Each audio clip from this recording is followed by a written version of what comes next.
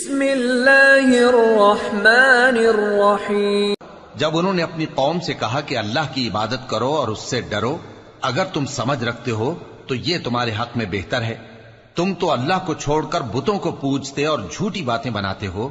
جن لوگوں کو تم اللہ کے سوا پوجتے ہو وہ تم کو رزق دینے کا اختیار نہیں رکھتے، پس اللہ ہی کے ہاں سے رزق طلب کرو اور اسی کی عبادت کرو اور اسی کا شکر کرو، اسی کی طرف تم لوٹ کر جاؤ گے۔